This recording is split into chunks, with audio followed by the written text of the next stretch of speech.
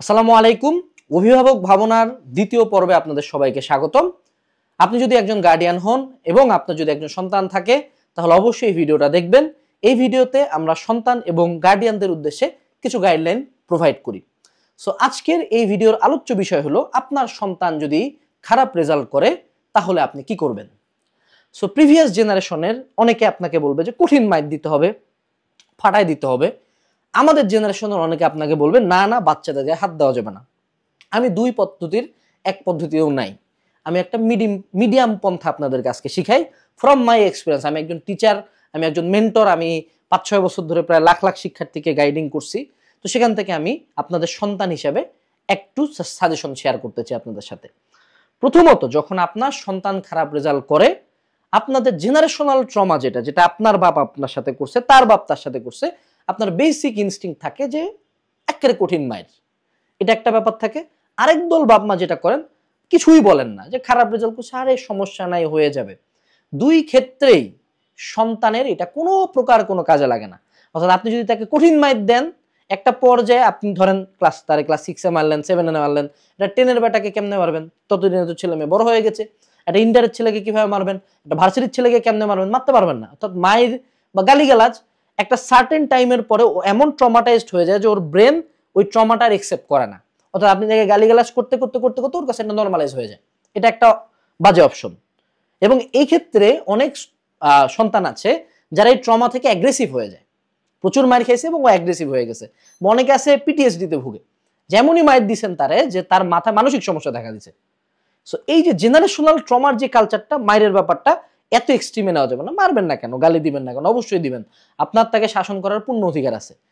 দ্বিতীয় যে পন্থাটা, যে আপনি তারা যদি কিছুই না বলেন, 100% ওর রেজাল্ট আরো খারাপ করতে থাকবে, আরো বিপথে যাবে এবং জীবনে কিছুই করতে পারবে না। কারণ আমরা তো টিচার বলেন, গার্ডিয়ান বলেন, আমরা একলাই নেই যে না, জীবনে পড়াশোনা সবচেয়ে ইম্পর্টেন্ট। এখন আপনি কি করবেন বুঝেন।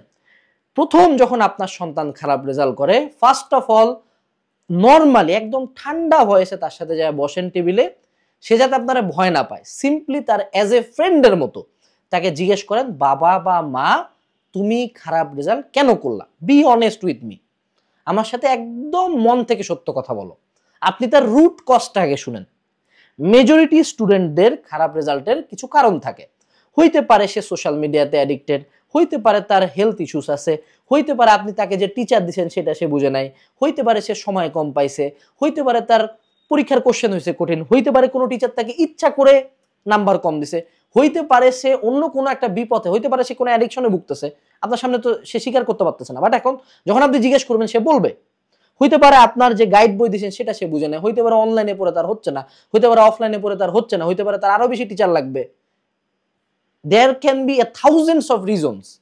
বাট আপনি যখন রিজনটা শুনবেন তখন সে বুঝবে যে না ঠিক আছে, এখন আমার যে বাপ মাকে আমি এত ভয় পাচ্ছিলাম সেও আমার বন্ধুর মতো, সে চায় আমি ভালো রেজাল্ট করি। এখন যদি আপনার বেসিক টেন্ডেন্সি হয় তাকে ধরে মাইর দেওয়া, সে একটা পর্যায়ে বুঝবে যে আমার শত্রু, মাথায় এমন টেন্ডেন্সি আসবে যে না এত আমার শত্রু, যা করি মারবেই আমাকে, তো দরকার নাই।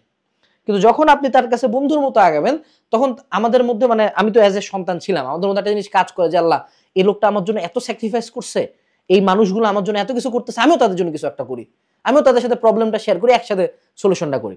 এবং আমি ছোটবেলা থেকে আল্লাহর রহমতে যথেষ্ট ভালো স্টুডেন্ট ছিলাম। আমার বাপ মা অলওয়েজ এই রিজনটা জিজ্ঞেস করতো। হ্যাঁ, যদিও হ্যাঁ তারপরে কঠিন শাসন ছিল, কঠিন মাইর ছিল, বাট রিজনটা শেয়ার করতো। আপনি রিজনটা আজ পর্যন্ত কোনোদিন তাকে জিজ্ঞেস করছেন যে কেন সে পারতেছে না? হইতে পারে তার ফোন অ্যাডিকশন আছে, আপনি শোনার পরে বলো যে বাবা ঠিক আছে, ওকে তোমার ফোনটা দেখে আমি কন্ট্রোল করার চেষ্টা করি, কালকে থেকে ফোন আমার কাছে থাকবে, দিনে 2 ঘন্টা করে তোমাকে দিব। হইতে পারে তার অনলাইনে বুঝতেছে না, সে অফলাইনে একটা টিচার দিতে পারেন আপনি। বাট আপনারা কয়জন আপনার সন্তান খারাপ রেজাল্ট করার পরে তাকে জিজ্ঞেস করছেন যে কেন খারাপ রেজাল্ট হলো, কেন চান্স পাইলে না? আপনি কি করেন, এই ওই ভালো, তোর এই রহিম ভালো রেজাল্ট করছে পাশের বাড়ির, তুই কেন হইস নাই? এই তুই কেন খারাপ করলি? এই চলছে, এই চলছে, এবং এটা আপনার সাথে হইছে, আপনি দেখছেন, আপনি এটা আবার মাথার মধ্যে ঢুকাইছেন যে এটাই করতে হবে। কিন্তু এটা করে তো আলটিমেটলি আপনি কি ভালো করছেন লাইফে? খুব একটা, আমার তো মনে হয় না। আপনি কি চান যে আপনার সাথে যেটা হয়েছে এটা তার সাথে হোক? আপনি কি তখন খুব লাইক করতেন এটা, যে আপনার বাপ কন্টিনিউয়াসলি বা মা কন্টিনিউয়াসলি আপনার আরেকজনের সাথে কম্প্যারিজন করতো আপনার মাথা? আপনি কি এটা লাইক করতেন? অনেস্টলি বলেন, আপনি কি এটা লাইক করতেন? আপনার কি গুড ফিল হইতো? আপনার কি মনে হতো না অনেক বেশি পড়ি? আপনার কি মনে হয় ভয় থেকে পড়া হয়? এটা 2025 সালে আসে, আপনি কি ভয় থেকে পড়াইতে পারবেন? মারে পড়াইতে পারবেন? আচ্ছা, মারে কয়দিন পড়াবেন? কয়দিন অপমান করবেন? ধরেন এবার আপনার পোলা মাইয়া ভার্সিটিতে গেছে, যাওয়ার পরে সে একদম বিপদে চলে গেছে, তাকে মারবেন? একটা ভার্সিটি স্টুডেন্টকে মারতে পারবেন? তাকে গালি দিতে পারবেন? সে তো বাসাই নাই, সে থাকে অন্য জেলায়। এবার আপনার দৌড় কত দূর? আপনার দৌড় সর্বোচ্চ ক্লাস 10 পর্যন্ত। এরপর এইচএসসি লাইফে যে কি করবেন? আপনি হয়তো এখন তার পড়া বুঝেন, ফিজিক্স, কেমিস্ট্রি, ম্যাথ, বায়োলজি বুঝতেছেন কিছুটা, ইন্টারের পড়া বুঝবেন আপনি? আপনি তো ভার্সিটির পড়া বুঝবেন, তাকে বসে বসে পড়াইতে পারবেন? প্রবলেমটা বুঝছেন কোন জায়গায়? যে আপনারা কিন্তু দৌড়টা চিন্তা করেন না যে কত দূর পর্যন্ত তাকে যে আমি ধরতে পারবো। সো যে কোনো সময় আমার এজ এ সন্তান, আমি আপনাদের সন্তান বলছি, প্রথম সাজেশন হলো যদি কেউ খারাপ রেজাল্ট করে তাকে আগে আস্ক করেন যে কি হয়েছে বলো। দেন এজ এ ফ্রেন্ড, আপনার তো তার কাছে স্বার্থ আছে তাই না, আপনি তাকে জন্ম দিয়েছেন, তাকে হেল্প করার চেষ্টা করেন। আচ্ছা ঠিক আছে, এই ইস্যু চলো আমরা এগুলা এগুলা করি, তারপরে দেখেন তার রেজাল্ট ভালো হয় কিনা। আমি গ্যারান্টি দিচ্ছি 80-90% কেসে তাদের রেজাল্ট ভালো হবে, আনলেস সন্তান আপনার কঠিন বিপথে চলে গেছে। সেক্ষেত্রে আপনি তাকে প্রথমবার হেল্প করেন, দ্বিতীয়বার যদি সে খারাপ রেজাল্ট করে এখন শাসন করেন, এখন মানে let him or her know, যে না আমি তোমার সাহায্যে আছি, কিন্তু তুমি বিপথে গেলে আমি অবশ্যই তোমার প্রতি ব্যাড মানে কঠিন স্টেপ নিতে আমি এক ফোঁটা পিছু পাবো না। বাট আপনারা মেজরিটি কেসে জিজ্ঞেসও করেন না। জিজ্ঞেস না করার কারণে হয়তো বা পরের বার একটু ভালো রেজাল্ট করে, একটু হয়তো বা আপনি গালি দিচ্ছেন, আপনার গালির চোটে সে ভালো করছে। কয়দিন গালি দিবেন?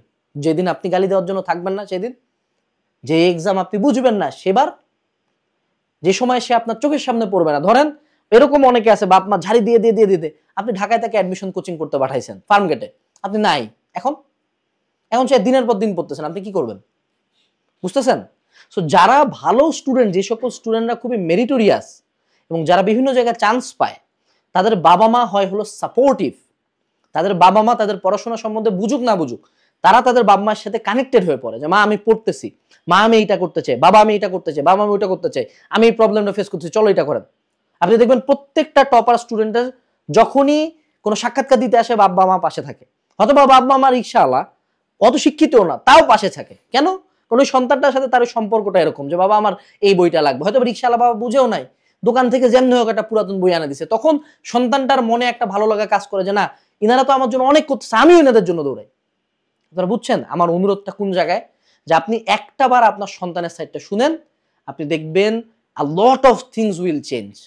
বাট আপনারা মেজরিটি অফ দ্য টাইম জিজ্ঞেস না করে প্রথম তাকে দিবেন খোটা, দ্বিতীয় তাকে দিবেন মাইর, দুটার একটাও কোনো কাজ করে না। ফলশ্রুতিতে আপনারও একটা পর্যায়ে টায়ার্ড লাগে যে আরে তো বলে লাভ নাই, যা কি করবি কর, খারাপ।